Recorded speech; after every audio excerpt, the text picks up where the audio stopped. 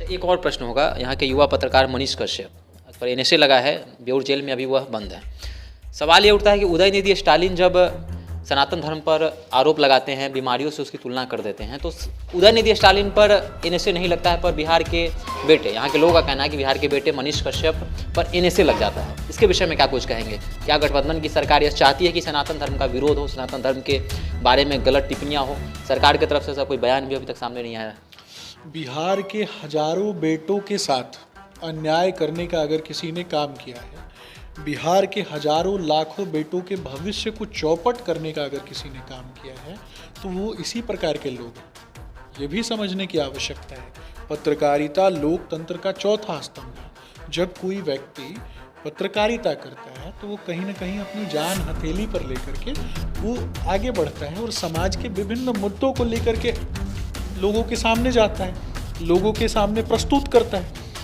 और मैं ये नहीं कहता कि सभी लोग ऐसा करते हैं, सभी लोग सही ही करते हैं, कुछ लोग हो सकता है कि गलत भी करते हैं, परंतु एक सकारात्मक रूप से जब हम देखेंगे और सकारात्मक रूप से जब देखेंगे तो किसी भी व्यक्ति के साथ मनीष जी जैसे जो युवा पत्रकार जिन्होंने विभिन्न विषयों को आगे बढ़ाया और उठाया, उनके साथ आज कहीं ना कहीं अन्याय अगर कोई कर रहा है तो बिहार सरकार कर रही है। जेल में जिस प्रकार से जो दुर्घटनाएं हो रही हैं, दुर्व्यवहार किया जा रहा है, ये सब भी देखने का विषय है। किसी भी पत्रकार के साथ, किसी भी युवा साथी के साथ, देश के किसी भी युवा के साथ उनके सपनों को, उनके भविष्य को चौपट करने का जो ये लोग काम कर रहे हैं, इनसे बाहर निकलकर कहीं ना कहीं इन्हें राज्य के हितों के लिए कार्य करना चाहिए।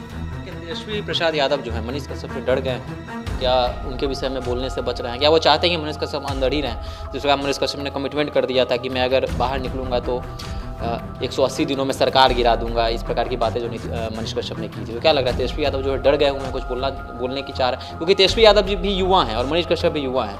तेजस्वी यादव दोनों का जो है एम, एक लक्ष्य एक ही है कि बिहार हमारा आगे बढ़े। दोनों एक ही बात करते हैं, बिहार को आगे बढ़ाने की बात करते हैं। तो क्या लगता है कि तेजस्वी यादव मनीष कश्यप से डर रहे हैं? देखिए, राज्य में हजारों युवा हैं जो राज्य के हितों के लिए काम करते हैं, राज्य को आगे बढ़ाने का सपना देखते हैं। कुछ लोग चैनल के माध्यम से ये बातें कहते हैं, कुछ लोग घर में बैठ करके इसके लिए सकारात्मक रूप से काम कर रहे हैं। कौन डर गया है, कौन नहीं डरा है, ये मुझे नहीं जानकारी है।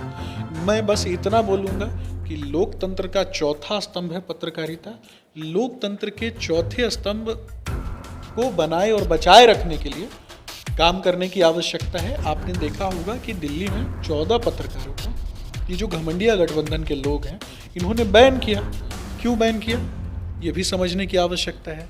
क्योंकि जो भी सरकार ये घमंडिया गठबंधन के जो लोगों ने पहले 2014 से पहले चलाई थी, उस दौरान इनके द्वारा जो घोटालों की जो एक लंबी श्रृंखला थी, जब उनकी तुलना आदरणीय प्रधानमंत्री नरेंद्र मोदी जी द्वारा लाए गए विभिन्न योजनाओं से जब तुलनात्मक अध्ययन होता था, तो ये तुलनात्मक अध्ययन में लाखों करोड़ों किलोमीटर पीछे पिछड़ जाते थे।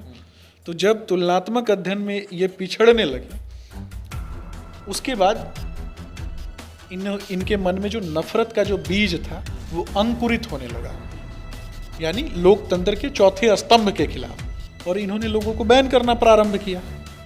सीधी सी बात है। लेकिन एक प्रश्न तो ये भी उठता है कि लगातार आरजेडी के नेता कहते हैं कि मनीष कश्यप भाजपा के एजेंट हैं, जो 14 पत्रकार बैन हुए हैं वो भी भाजपा के एजेंट थे। ये तमाम बातें सामने आती हैं। देखिए, कौन क्या कहता है, इससे भी ज़्यादा महत्वपूर्ण है इस राज्य का विकास। राज्य के विकास के लिए कौन काम कर रहा है, ये देखने की बात है, और देश के विकास के लिए कौन काम कर रहा है, देखने की बात है। देश के विकास के लिए जिसने काम किया उसे जनता ने 2014 में आगे बढ़ाया, उसकी सरकार बनवाई, और 2014 के बाद 2019 में उससे भी बड़ी जो जनसंख्या है हमारी, उसके द्वारा देश के यशस्वी प्रधानमंत्री नरेंद्र मोदी जी को चुना गया। तो यह स्पष्ट रूप से प्रमाण है कि भारत आगे बढ़ रहा है, देश आगे बढ़ रहा है। घमंडिया गठबंधन के लोगों को ये सारी चीज़ें जो हैं कहीं ना कहीं अंतर्मन से ये स्वीकार नहीं पा रहे हैं, क्योंकि इन्होंने तो हमेशा राजतंत्र चलाने की कोशिश की थी, और ये राजतंत्र से बाहर निकलकर हम राष्ट्रतंत्र पर काम करने वाले लोग हैं।